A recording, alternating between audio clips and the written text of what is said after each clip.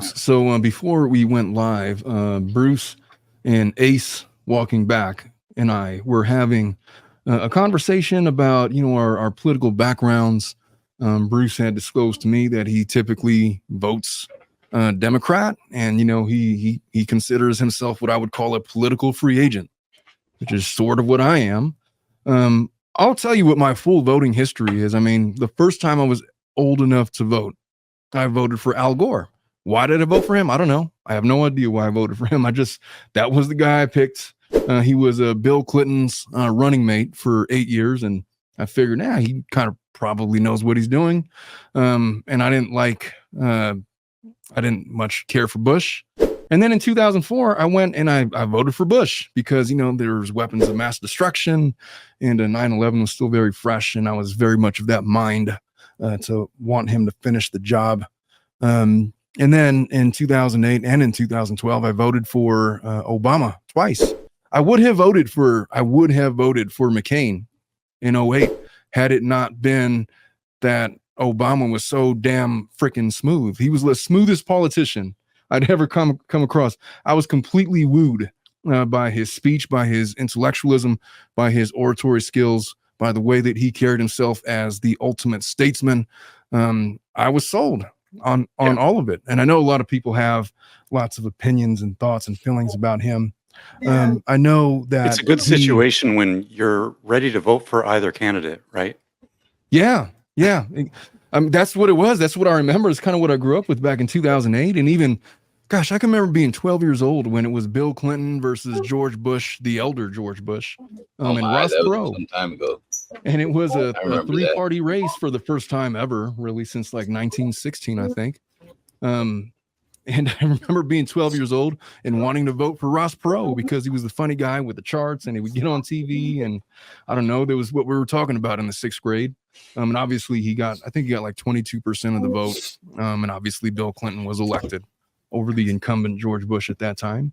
In 16. So here's my whole point of this whole discussion. So in 16, I had completely written off Donald Trump as a serious presidential candidate. I just figured there's no effing way that guy is going to get the Republican nomination. There's no way. There's like all of these other people that were more qualified, and then just one by one, you just started picking them all off. In the debates and, in the media, and sure enough, in the polls, he ended up getting the freaking nomination. And then he's going up against Hillary Clinton, who I viewed. And look, whatever you feel about Hillary Clinton, it's undeniable that she's one of the smartest people, especially back then, alive at the time. I mean, she was genius level smart. So was her husband. Academically, she's just so likable. And she's going up and she's giving all the political educational talking points against Donald Trump, and he's kind of just winging it, going with the punches.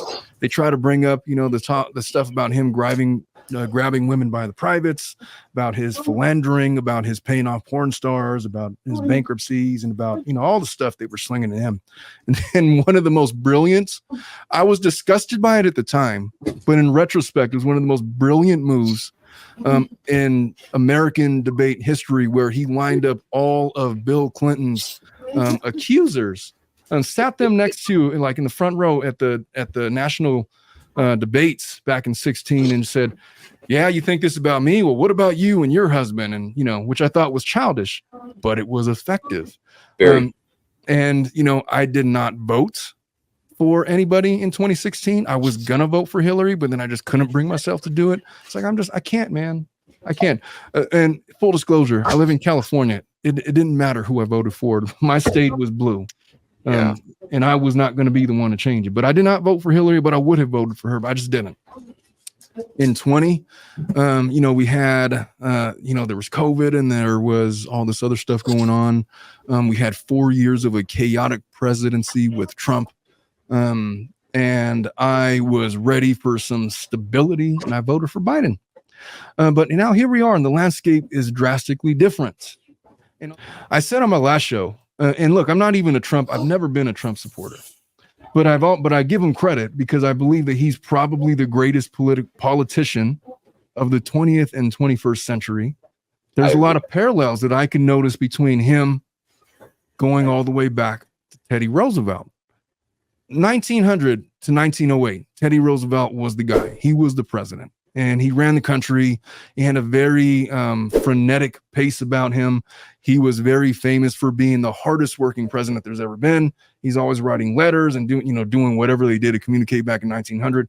He got a lot of key historical legislation passed. He's widely considered one of our greatest presidents by most. There's some that disagree, but whatever. And then he stood down in 2008, even upon calls of people wanting him to do a third term. So who cares about the 2-term rule? It's not there's loopholes to it and all that. It's like, no, I'm going to honor what the Constitution prescribed, and I'm going to sit out for a couple, I'm done. I've done my 2 terms. It's whatever. And then 08 to 12, and then 12 to 16. I think he tried to get back in on the 12 election, didn't get very far. In the 16th, in the 1916 election, I believe that he ran under the Bull Moose Party that was largely created by himself.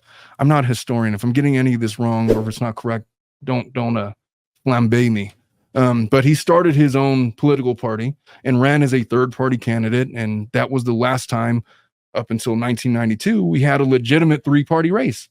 For the most part, it's been 2 parties, ever since I've been alive, and since 1916.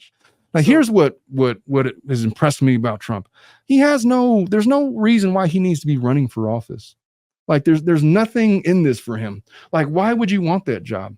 Why would you want to be the guy that's, putting up with all of these, this media, these reporters, all of the vitriol towards him, people calling him Hitler, people, basically criminalizing his supporters up on site just because they're wearing a red hat or whatever. For what reason does he need to put up with any of that other than he's always been a guy that's had political designs and political ideas, and he had this idea that he was going to step into the cesspool that was DC and affect change from the inside, and he took a lot of shit from it.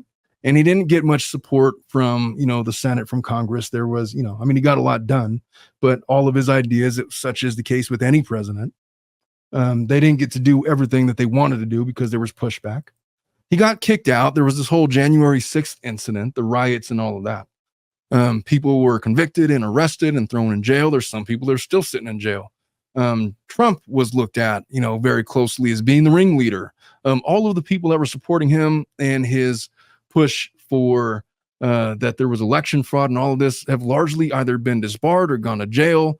There was something like over 100 appeals to all the various 50 states alleging election fraud, and none of them actually came to fruition or were successful.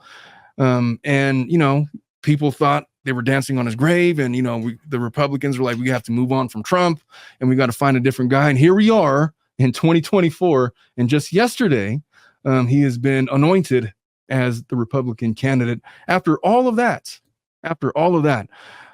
he's overcome a significant level of adversity. It seems that whatever you have to say negative about him rolls off of his back, and he perseveres and pushes forward. If fight and flight, if fight or flight are the only 2 choices, I don't think that anybody could argue that he's not the consummate fighter. He almost got his head blown off, and he stands up and he's pumping his fist in the air, and he's literally shouting out, fight, fight, fight to the crowd. I don't care what political affiliation you have. There's no chance you could look at that as an American and say that that wasn't badass.